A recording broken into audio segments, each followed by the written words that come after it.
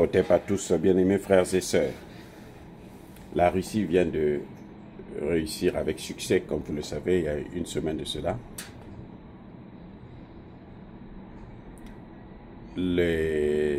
comment on appelle, les essais de ses nouveaux missiles. Son nouveau missile et son nouveau drone. Parce que Burevestnik, c'est un missile hypersonique à propulsion nucléaire. Poséidon, c'est un drone sous-marin, en plus, à propulsion nucléaire. Alors, quelles sont les particularités? Pourquoi ces missiles font peur? C'est parce que ces missiles, ou ce missile et ce drone, peuvent porter des charges nucléaires. C'est pour ça que c'est dangereux, c'est pour ça que ça fait peur, c'est pour ça que ça inquiète beaucoup de gens. Ça peut porter des armes nucléaires. Ça, c'est un. Deux, la particularité de ces deux engins, ces deux armes, non seulement elles sont hypersoniques, et l'Occident n'a aucune arme hypersonique, mais elles sont, comment dirais-je, elles sont autonomes. C'est-à-dire que elles n'ont pas besoin de recharge.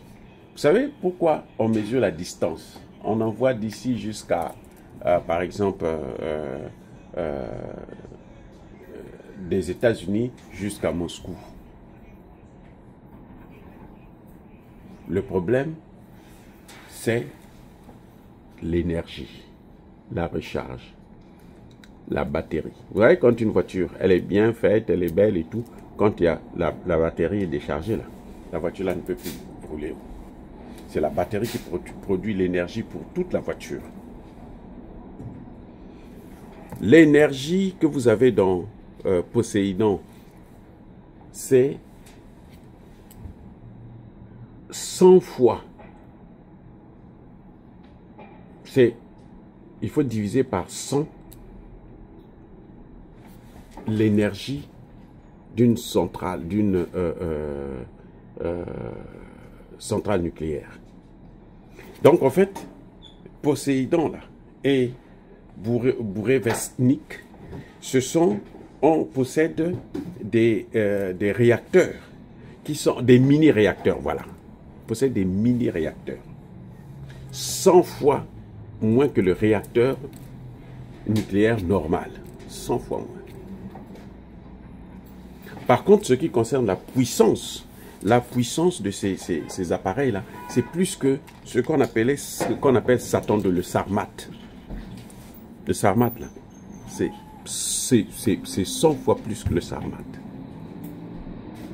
La puissance, la vitesse.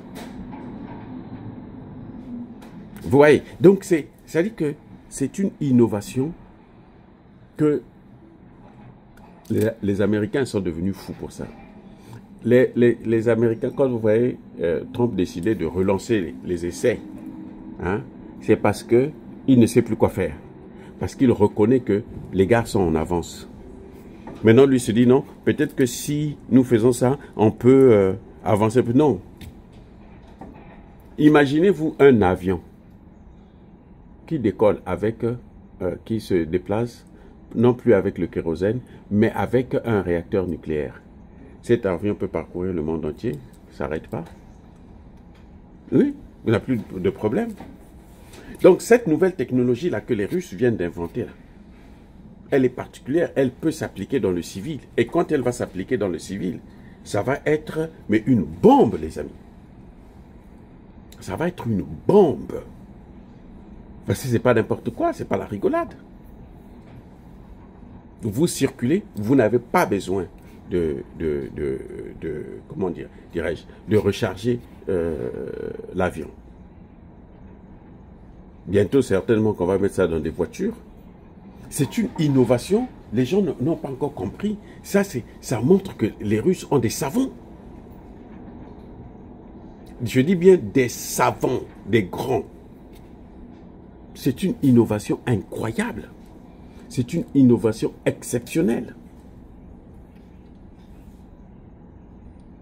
Oui, quand ils ont commencé à prendre des sanctions, la première sanction, c'est de faire en sorte que la Russie ne puisse plus avoir les pièces de rechange pour leurs avions. Les Boeing, les A320 et autres. Vous savez ce que les Russes ont fait? Les Russes fabriquent des avions maintenant. Tout vient de la Russie, produit en Russie. Ils ont toute la chaîne de production maintenant. Donc, c'est que les Occidentaux, ce sont eux qui sont en train de rendre la Russie forte. Vous savez, les sanctions ont fait de la Russie la 4e puissance économique du monde. Les sanctions. Dans le domaine militaire, regardez les inventions.